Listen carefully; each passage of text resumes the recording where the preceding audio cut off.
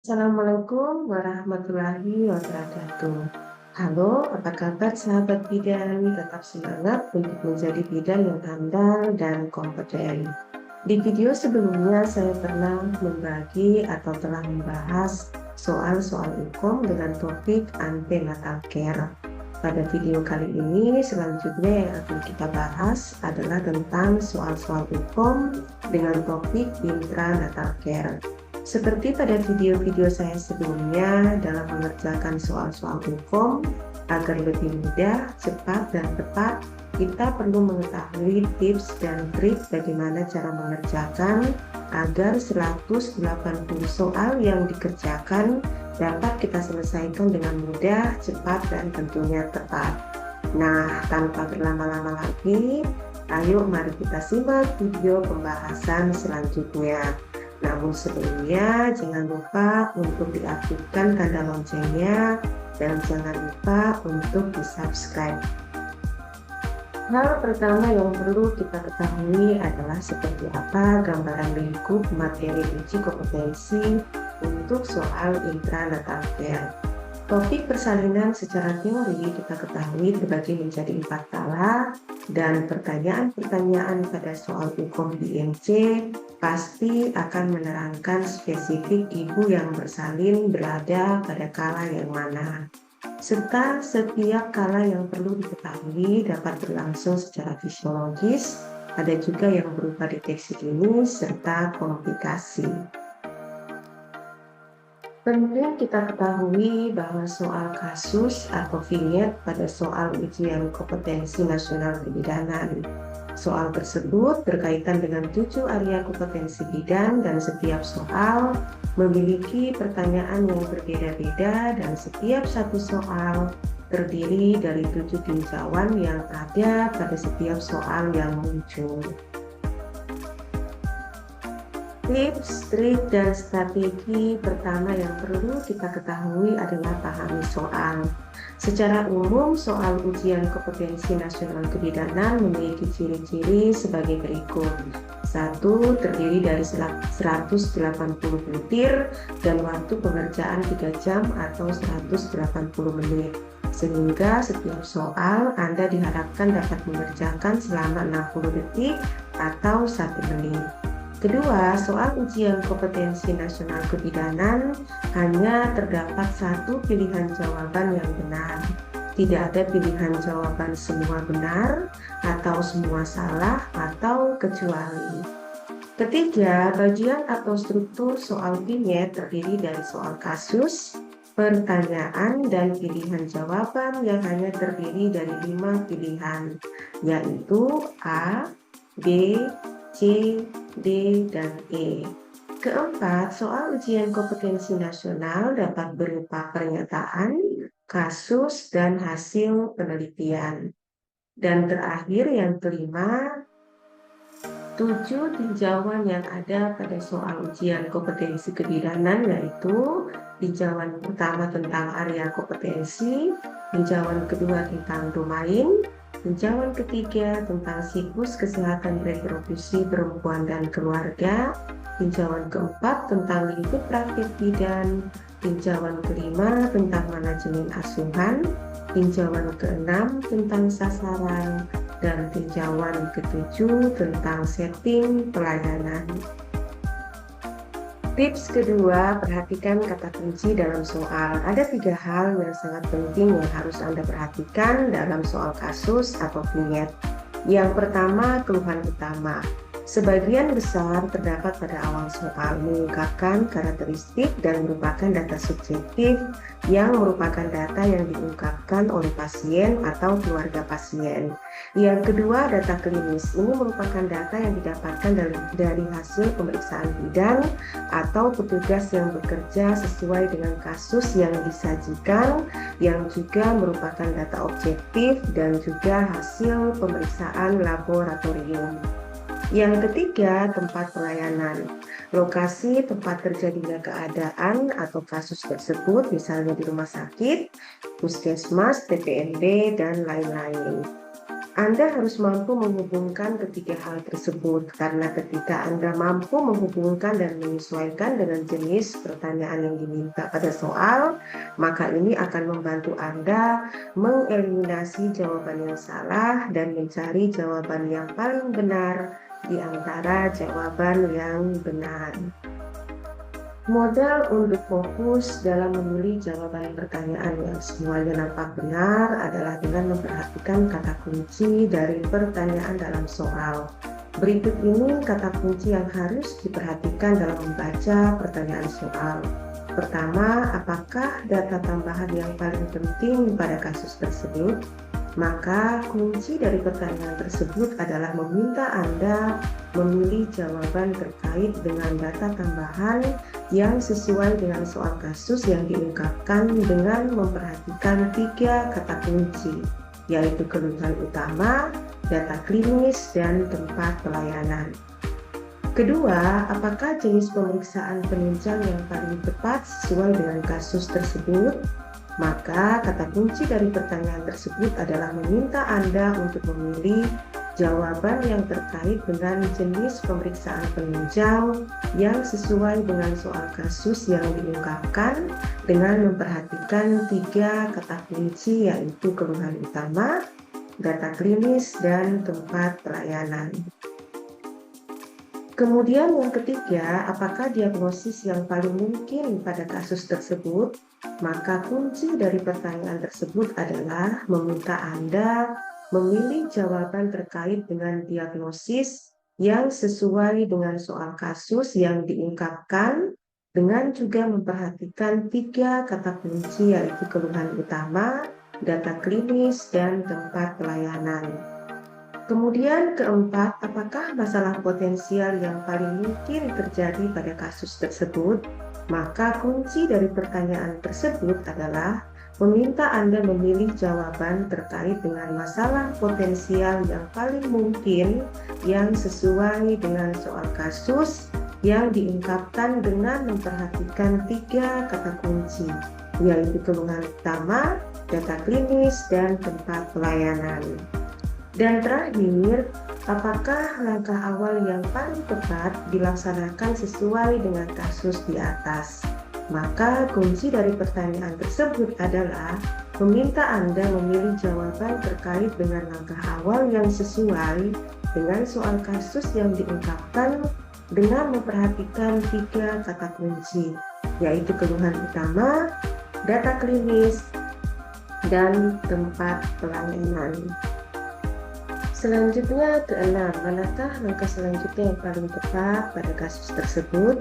Maka kunci dari pertanyaan tersebut adalah meminta Anda memilih jawaban terkait dengan langkah selanjutnya yang sesuai dengan soal kasus yang diungkapkan dengan memperhatikan tiga kata kunci. Ketujuh, apakah rencana asuhan kebidanan yang paling tepat pada kasus tersebut? Maka kunci dari pertanyaan tersebut adalah meminta Anda memilih jawaban terkait dengan rencana asuhan kebidanan yang sesuai dengan soal kasus yang diungkapkan dengan memperhatikan tiga kata kunci. Kedelapan, apakah asuhan paling tepat sesuai dengan kasus tersebut? Maka kunci dari pertanyaan tersebut adalah meminta Anda memilih jawaban terkait dengan asuhan yang diberikan yang sesuai dengan soal kasus yang diungkapkan dengan memperhatikan tiga kata kunci. Kesembilan, apakah pendidikan kesehatan yang paling tepat sesuai dengan kasus tersebut? Maka kunci dari pertanyaan tersebut adalah meminta Anda memilih jawaban terkait dengan pendidikan kesehatan yang sesuai dengan soal kasus yang diungkapkan dengan memperhatikan tiga kata kunci. Kemudian ke-10, apakah sikap bidan yang paling tepat pada kasus tersebut? Maka kunci dari pertanyaan tersebut adalah meminta Anda memilih jawaban terkait dengan sikap bidan yang sesuai dengan soal kasus yang diungkapkan dengan memperhatikan tiga kata kunci. Dan yang terakhir, apakah evaluasi asuhan yang paling tepat sesuai dengan kasus tersebut? Maka kunci dari pertanyaan tersebut adalah meminta Anda memilih jawaban terkait dengan evaluasi asuhan yang sesuai dengan soal kasus yang diungkapkan dengan memperhatikan 3 kata kunci, yaitu keluhan utama, data klinis, dan tempat pelayanan. Apabila Anda mendapatkan soal ujian kompetensi yang belum pernah Anda dengar, atau sama sekali tidak Anda ketahui, tidak pernah membaca dan mempelajarinya, jangan khawatir, tetap tenang dalam menjawab soal. Teruskan membaca soal tersebut, jangan Anda langsung melangkahinya. Saatnya Anda menggunakan logika dengan membayangkan kasus tersebut, kemudian munculkan gambaran yang rasional, kemudian carilah jawaban yang menurut Anda paling tepat untuk menjawab pertanyaan dari soal kasus ujian kompetensi nasional tersebut. Tips, trik, dan strategi selanjutnya adalah membaca cepat dan eliminasi. Cara Anda membaca cepat sangat dibutuhkan saat mengerjakan soal ujian kompetensi nasional. Lakukan teknik membaca dengan cepat. Kemampuan membaca cepat yang baik dan ideal yaitu 300 kata per menit, lebih cepat lebih baik. Baca setiap kata dan lakukan analisis serta keputusan yang diambil berdasarkan data dan fakta yang diungkapkan dalam kasus dan pertanyaan yang ditanyakan pada kasus. Sebaiknya dalam menjawab soal ujian kompetensi nasional, Anda membaca secara cepat pertanyaannya terlebih dahulu dan simpan di dalam memori Anda. Kemudian lanjutkan dengan membaca soal kasusnya.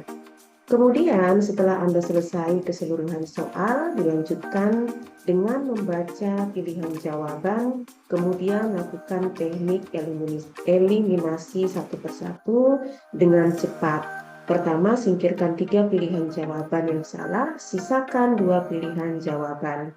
Kemudian fokuslah pada pertanyaan dan kunci yang diungkapkan pada soal, maka Anda dapat langsung menentukan pilihan jawaban yang paling tepat atau yang paling benar. Ketika Anda punya alasan untuk memilih jawaban tersebut dengan berdasarkan pada kata kunci yang ada pada kasus, maka yakinlah bahwa pilihan jawaban Anda pasti benar. Pilihan yang ada hanya dari rentan kurang tepat hingga paling tepat. Ketepatan dalam menjawab soal sangat dipengaruhi oleh teori dan kata kunci. Pengecoh sering dimunculkan untuk memberikan kebingungan. Biasanya pengecoh ini berhubungan dengan kenyataan di lapangan. Ingat, Anda harus berfokus pada teori yang ada dan kata kunci yang ada dalam soal kasus yang dimunculkan. Waktu adalah merupakan hal penting yang harus Anda perhatikan ketika mengerjakan soal ujian kompetensi nasional, karena waktu dalam ujian kompetensi 3 jam atau 180 menit yang setiap satu nomor soal harus dikerjakan dalam waktu maksimal 1 menit atau 60 detik. Jadi, jika dalam satu soal Anda membaca dalam 2-3 kali, tapi Anda belum menemukan jawaban, maka di akhir waktu akan banyak soal yang tidak sempat dan terbaca. Ingat, jangan lakukan hal tersebut, jangan terpaku pada soal yang Anda anggap sulit. Kerjakan soal yang Anda anggap mudah terlebih dahulu. Ingat, di akhir waktu lakukan pengecekan kembali pada setiap soal, apakah sudah dijawab secara keseluruhan. Jangan sampai ada soal yang tidak dijawab karena itu akan membuat Anda kehilangan kesempatan untuk mendapatkan poin.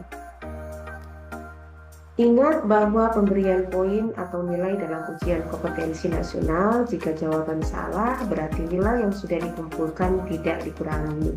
Jadi, usahakan untuk memperhatikan waktu dan berikan jawaban pada setiap soal. Melaksanakan kegiatan berdoa sebelum menjawab soal dan setelah selesai mengerjakan dengan melaksanakan kegiatan berdoa mampu meningkatkan dorongan spiritual dan kepercayaan diri dalam memilih jawaban yang tepat.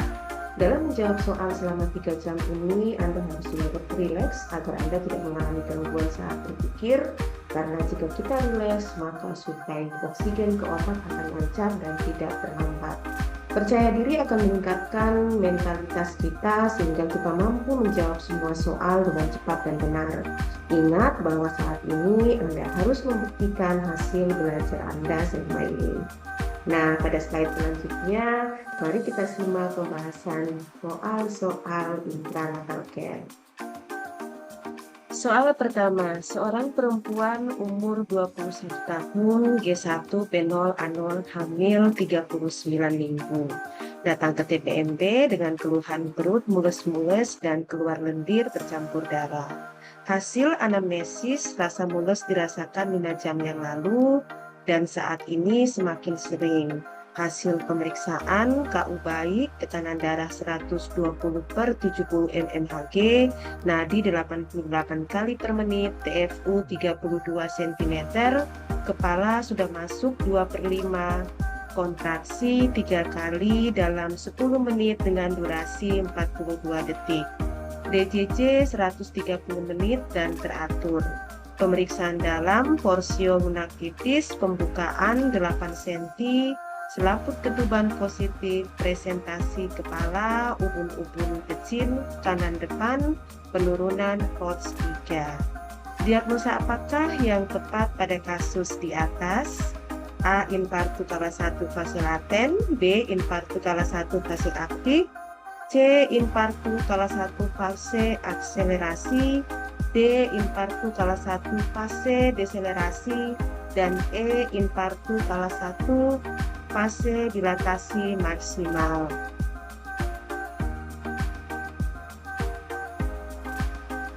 Nah, mari kita bahas soal tersebut. Kata kunci dari soal di atas yang perlu kita ketahui yang pertama adalah kontraksi 3 kali dalam 10 menit dengan durasi 42 detik, denyut jantung janin 130 kali per menit, pemeriksaan dalam, porsio lunak tipis, pembukaan serviks 8 cm, dan selaput ketuban positif. Kala 1 persalinan dibagi menjadi 2 fase, fase laten dan fase aktif. Fase laten adalah periode waktu dari awal persalinan hingga mulai persalinan secara progresif, sejak kontrasi mulai muncul sampai dengan pembukaan 3 cm. Sedangkan fase aktif adalah periode waktu dari awal kemajuan aktif pembukaan 4 sampai 10 cm atau akhir kala 1 persalinan. Fase percepatan dimulai dari fase aktif persalinan ke fase maksimal, yaitu waktu ketika pembukaan serviks terjadi paling cepat dari 4 cm sampai sekitar 9 cm atau dinamakan dilatasi maksimal. Sehingga jawaban paling tepat pada soal di atas adalah E. Infartu kala 1 fase aktif dilatasi maksimal. Soal kedua, seorang perempuan umur 21 tahun, G1, B0, A0, hamil 39 minggu, datang ke TPMB dengan keluhan perut mules-mules dan keluar lendir bercampur darah. Hasil anamnesis, rasa mules dirasakan 5 jam yang lalu dan saat ini semakin sering.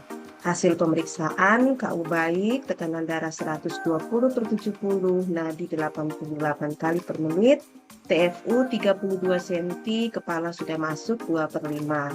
Kontraksi 3 kali dalam 10 menit dengan durasi 42 detik. DJJ 130 menit teratur, pemeriksaan dalam, porsio lunak tipis. Pembukaan 8 cm, selaput ketuban positif, presentasi kepala, ubun-ubun kecil kanan depan, dan penurunan HOTS 3. Asuhan apakah yang paling tepat pada kasus tersebut? A. Anjurkan tidur miring ke kiri, B. Fasilitasi pemenuhan nutrisi, C. Anjurkan untuk mobilisasi, D. Ajarkan teknik meneran, dan E. Ajarkan teknik relaksasi. Nah, siapa yang sudah menemukan jawabannya? Nah, mari kita lihat pembahasannya. Kata kunci dari soal tersebut adalah hamil 39 minggu, perut mules, pembukaan serviks 8 cm, dan selaput ketuban positif.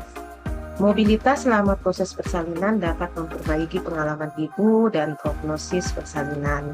Mobilisasi dapat dalam bentuk berjalan-jalan di sekitar ruangan atau mengganti posisi atau menggerakkan badan. Mobilisasi selama persalinan dapat bermanfaat antara lain kerja uterus lebih efektif, persalinan lebih singkat, insiden memburuknya kondisi janin lebih rendah. Kebutuhan analgesia farmakologis lebih rendah, penggunaan oksitosin lebih sedikit, dan kelahiran operatif lebih sedikit. Sehingga jawaban yang benar adalah C, anjurkan untuk mobilisasi. Ayo, siapa yang jawabannya sama dengan jawaban ini? Soal ketiga, seorang perempuan umur 26 tahun, G2P1A0, hamil 38 minggu, datang ke TPMB dengan keluhan merasakan mules-mules semakin lama semakin sering. Hasil anamnesis, rasa mules dirasakan 3 jam yang lalu tanpa disertai lendir dan darah. Hasil pemeriksaan KU baik, tekanan darah 110/70, nadi 84 kali per menit, TFU 31 cm, kepala sudah masuk 3/5, porsio tipis dan lunak, pembukaan serviks 7 cm. Selaput ketuban utuh, presentasi kepala, dan HOTS 2+. Di manakah posisi penurunan kepala janin sesuai kasus di atas? A. Bidang bentaran PAP sejajar bagian atas simfisis dan promontorium. B. Bidang sejajar HOTS 1 setinggi bagian bawah simfisis. C. Bidang sejajar HOTS 1 setinggi bagian atas simfisis. D. Bidang sejajar HOTS 1 sejajar spina ischiadica. Dan E. Bidang sejajar HOTS 1 sejajar tulang koksikis. Nah, mari kita lihat sama-sama pembahasannya. Kata kunci pada soal tersebut adalah hamil 38 minggu, perut mulus-mulus, kepala masuk 3/5, dan HOTS positif 2. Pembahasan bidang HOTS adalah bidang khayal untuk menentukan seberapa jauh bagian depan anak turun ke dalam rongga panggul. Bidang HOTS 1, bidang yang dibentuk dengan lingkaran PAP dengan bagian atas simfisis dan promontorium. Bidang HOTS 2, bidang yang sejajar dengan HOTS 1, terletak setinggi bagian bawah simfisis. Bidang HOTS 3, bidang yang sejajar dengan HOTS 1 dan 2, terletak setinggi spina ischiadica kanan dan kiri. Dan bidang HOTS 4, bidang yang sejajar dengan bidang HOTS 1, 2, dan 3, terletak setinggi os koksikis. Nah, kira-kira jawabannya adalah, jawaban yang tepat adalah B, bidang sejajar HOTS 1 setinggi bagian bawah simfisis. Soal keempat, seorang perempuan umur 30 tahun, G3P2A0, hamil 38 minggu, datang ke puskesmas dengan keluhan sakit di perut sampai ke pinggang. Hasil anamnesis, sakit dirasakan sejak 5 jam yang lalu, keluar lendir bercampur darah. Hasil pemeriksaan KU baik, tekanan darah 120/80, suhu 36,8 derajat Celcius, pernafasan 22 kali per menit, TFU 33 cm, kepala masuk 1/5, DJJ 140 kali per menit, kontraksi 4 kali dalam 10 menit dengan durasi 45 detik, pemeriksaan dalam, porsio tidak teraba, pembukaan lengkap, ketuban positif, ubun-ubun kecil kiri depan, dan HOTS 4. Asuhan kebidanan apakah yang selanjutnya dapat dilakukan? A. Melakukan amniotomi. B. Menganjurkan jalan di sekitar tempat tidur. C. Memimpin persalinan bila ibu ingin meneran. D. Tunggu ketuban pecah sendiri dan pimpin persalinan. Dan E. Fasilitasi pimpin persalinan saat diameter kepala 5-6 cm di vulva. Yuk kita lihat pembahasannya. Kata kunci dari soal tersebut adalah hamil 38 minggu, kontraksi 4 kali dalam 10 menit, dan durasi 45 detik. Pembukaan lengkap, ketuban positif, dan HOTS 4. Amniotomi atau pemecahan kantung ketuban dilakukan saat persalinan dengan tujuan untuk merangsang dan mempercepat proses persalinan. Prosedur ini umumnya dilakukan bila kantong ketuban belum juga pecah menjelang persalinan atau bila persalinan berlangsung lama. Bidan hanya dapat melakukan amniotomi pada keadaan pembukaan lengkap, tetapi selaput ketuban belum pecah dan janin pada posisi puncak kepala atau vertex dengan kepala sudah menancap atau inject. Sehingga jawaban yang tepat adalah A, melakukan amniotomi. Soal kelima, seorang perempuan umur 33 tahun, G2P1A0, umur kehamilan 40 minggu, sedang dalam persalinan kala 1 di TTMB sejak 4 jam yang lalu dengan keluhan mules sekali. Hasil anamnesis sakit melingkar dari perut depan tembus ke belakang sejak di rumah hingga 1 jam yang lalu dan saat ini rasa sakit berkurang. Hasil pemeriksaan KU baik, tekanan darah 120/70, nadi 80 kali per menit, suhu 36,6 derajat Celcius, pernapasan 18 kali per menit, TFU 33 cm, presentasi kepala, DJJ 140 kali per menit, kontraksi 2 kali dalam 10 menit dengan durasi 25 detik, pemeriksaan dalam, porsio tebal dan lunak, pembukaan serviks 6 cm, ketuban positif, dan HOTS 2. Kelainan apakah yang terjadi pada kasus tersebut? A. Inersia uteri primer, B. Inersia uteri sekunder, C. Kontraksi uterus hipotonik, D. Kontraksi uterus hipertonik, dan E. Kontraksi uterus tidak terkoordinasi. Nah, kira-kira menurut Anda jawaban mana yang paling tepat? Yuk kita lihat sama-sama pembahasannya. Kata kunci dari soal tersebut adalah kontraksi 2 kali dalam 10 menit dengan durasi 25 detik, pembukaan dalam porsio tebal dan lunak, pembukaan serviks 6 cm, dan ketuban positif serta HOTS 2. Inersia uteri adalah his yang tidak adekuat atau abnormal ditandai dengan kontraksi uterus yang jarang, yaitu kurang dari 3 kali dalam 10 menit dengan durasi lebih pendek yaitu kurang dari 30 detik. Ditunjukkan dengan perpanjangan kala 1 fase aktif karena otot rahim kurang maksimal dan efisiensi dalam berkontraksi sehingga tidak mampu menghasilkan dilatasi serviks dan mendorong janin keluar. Inersia uteri terdiri dari inersia uteri primer apabila kontraksi uterus bersifat lemah sejak awal persalinan. Sedangkan inersia uteri sekunder terjadi apabila sifat his baik atau normal pada awal mula persalinan, akan tetapi his mulai melemah oleh karena otot-otot uterus yang mengalami kelelahan akibat persalinan yang lama. Nah, tentunya jawabannya adalah B, inersia uteri sekunder. Soal ke-6, seorang bayi laki-laki lahir spontan 1 jam yang lalu di puskesmas. Riwayat persalinan cukup bulan, langsung menangis, gerakan aktif, warna kulit merah muda, dan dilakukan IMD.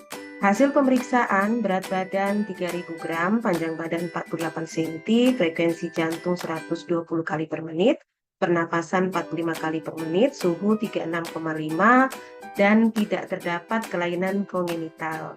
Tindakan apakah yang selanjutnya dilakukan pada kasus tersebut? A. Memfasilitasi rawat gabung, B. Memberikan imunisasi HB0, C. Memberikan vitamin K, D. Memasang identitas, dan E. Memberikan salep mata.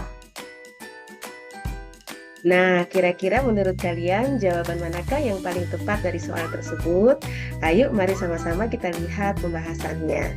Kata kunci dari soal tersebut adalah bayi baru lahir 1 jam, langsung menangis, frekuensi jantung 120 kali per menit, pernapasan 45 kali per menit, dan suhu 36,5 derajat Celcius.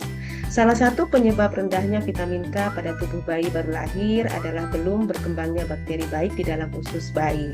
Selain itu, kondisi ini juga terjadi akibat asupan vitamin K yang tidak diserap dengan baik oleh plasenta saat bayi di dalam kandungan. Vitamin K dihasilkan di saluran pencernaan segera setelah mikroorganisme masuk ke dalam tubuh. Pada hari ke-8, bayi baru lahir normal sudah mampu menghasilkan vitamin K1 dan rutin diberikan kepada bayi baru lahir dengan dosis 0,5 sampai 1 mili secara IM atau subkutan pada bagian anterolateral. Pemberian vitamin K pada bayi setelah 1 jam berfungsi untuk pemberian suntikan vitamin K pada bayi baru lahir untuk mencegah kemungkinan terjadinya perdarahan, karena vitamin K ini sangat penting dalam proses pembekuan darah. Nah, sehingga jawaban yang tepat adalah C, memberikan vitamin K. Ayo, siapa yang jawabannya benar atau sama dengan jawaban ini? Soal ketujuh, seorang perempuan umur 25 tahun, G1 P0A0, hamil 38 minggu, sedang dalam kala 2 di klinik bersalin. Hasil anamnesis, kontraksi semakin kuat dan sering dan ingin BAB. Hasil pemeriksaan, tekanan darah 120/70 mmHg, nadi 88 kali per menit, pernapasan 20 kali per menit, TFU 33 cm, kontraksi 4 kali dalam 10 menit dengan durasi 50 detik, DJJ 150 kali per menit dan teratur, pembukaan lengkap, selaput ketuban positif, stasiun positif 1, posisi ubun-ubun kecil kiri depan. Tindakan apakah yang paling tepat pada kasus tersebut? A. Memfasilitasi pengurangan nyeri, B. Memfasilitasi pemberian nutrisi, C. Memecahkan selaput ketuban, D. Mengajarkan teknik meneran, dan E. Memimpin persalinan. Ayo, sudahkah Anda menemukan jawaban dari soal tersebut? Nah, apakah jawaban Anda sama dengan jawaban ini? Ayo kita lihat pembahasannya. Kata kunci dari soal tersebut adalah kontraksi 4 kali dalam 10 menit dengan durasi 50 detik. Pembukaan lengkap, selaput ketuban positif, stasiun positif 1, posisi ubun-ubun kecil kiri depan. Pemecahan kantong ketuban atau dikatakan dengan amniotomi dilakukan saat persalinan bertujuan untuk merangsang dan mempercepat proses persalinan. Prosedur ini umumnya dilakukan bila kantong ketuban belum juga pecah menjelang persalinan atau bila persalinan berlangsung lama. Bidan hanya dapat melakukan amniotomi pada keadaan, ingat, pertama pembukaan lengkap tetapi selaput belum pecah dan janin pada posisi puncak kepala atau vertex dengan kepala sudah menancap atau inject. Jadi jawaban yang tepat adalah C, memecahkan selaput ketuban. Soal ke-8, seorang perempuan umur 20 tahun, G1 P0A0, umur kehamilan 41 minggu, datang ke Puskesdes dengan keluhan mules-mules sejak 4 jam yang lalu. Hasil anamnesis, keluar lendir bercampur darah dan vagina, merasa sakit sekali. Hasil pemeriksaan, tekanan darah 110/70, nadi 84 kali per menit, pernapasan 20 kali per menit, TFU 30 cm, DJJ 136 kali per menit dan teratur, kontraksi 3 kali dalam 10 menit dengan durasi 40 detik, pembukaan dalam, pemeriksaan dalam, pembukaan 4 cm, porsio tebal lunak, kandung kemih penuh, kepala stasiun -1. Kebutuhan apakah yang harus dipenuhi pada kasus tersebut? A. Memberikan makan dan minum, B. Menolong persalinan sesuai APN, C. Menganjurkan ibu untuk BAK sendiri, D. Menganjurkan istirahat jika tidak sakit, dan E. Mengatur sirkulasi udara dalam ruangan. Kata kunci dari soal tersebut adalah merasa sakit, keluar lendir bercampur darah, kontraksi 3 kali dalam 10 menit dengan durasi 40 detik, kandung kemih penuh, pemeriksaan dalam, pembukaan 4 cm. Kandung kemih merupakan organ panggul yang harus diperhatikan saat dalam proses persalinan. Seiring penurunan presentasi janin ke dalam pelvic minor, kandung kemih akan mengalami penekanan sehingga mengalami distensi walaupun jumlah urin dalam kandung kemih hanya 100 ml. Jika kandung kemih tidak sering dikosongkan dan mengalami distensi, berakibat menghambat kemajuan persalinan atau mencegah penurunan janin, meningkatkan ketidaknyamanan pada abdomen bagian bawah, mengganggu penurunan bahu, dan pengurangan ruangan dalam pelvic minor. Distensi berlebihan pada kandung kemih dapat menggeser uterus pasca melahirkan hingga menghambat kemampuan uterus berkontraksi dan hemostasis uterus. Kandung kemih harus dievaluasi paling sedikit setiap 2 jam selama fase kala 1 persalinan dengan menganjurkan ibu untuk berkemih secara spontan sesering mungkin atau minimal setiap 2 jam sekali selama persalinan. Nah, sehingga jawaban yang tepat adalah C, menganjurkan ibu untuk BAK sendiri.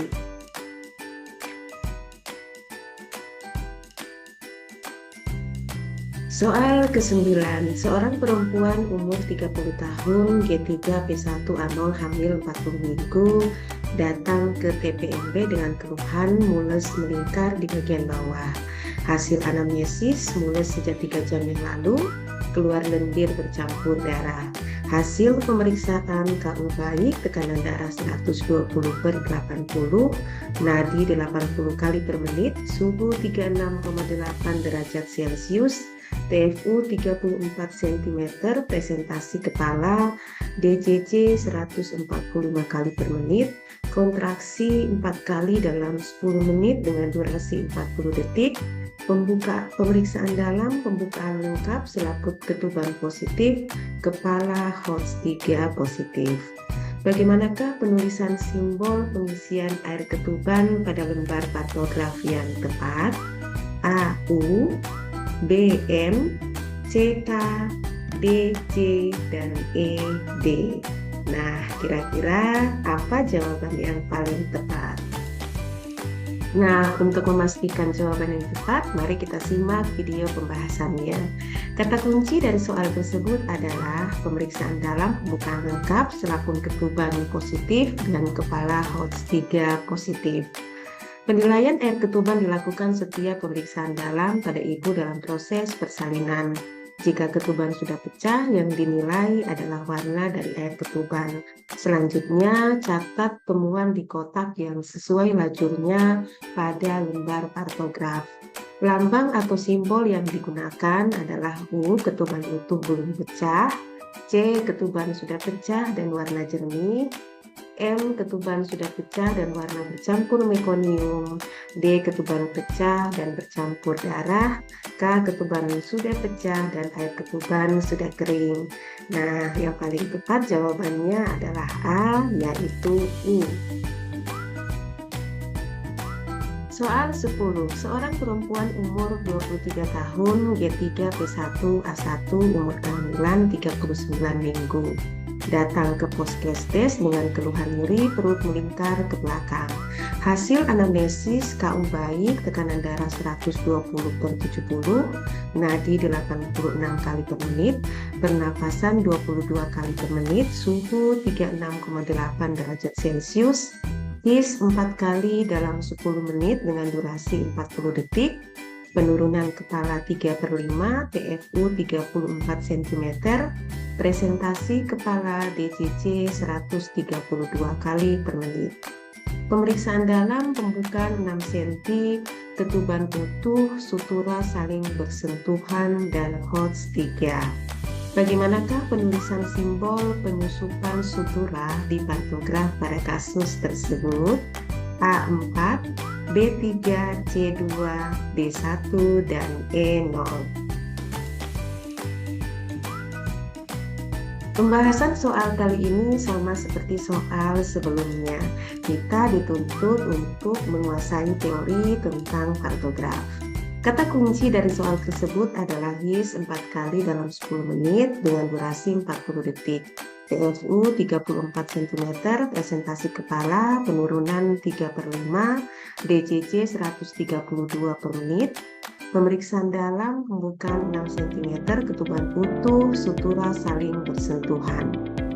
Molase atau penyusupan adalah indikator penting tentang seberapa jauh kepala janin dapat menyesuaikan diri terhadap bagian keras tulang panggul ibu.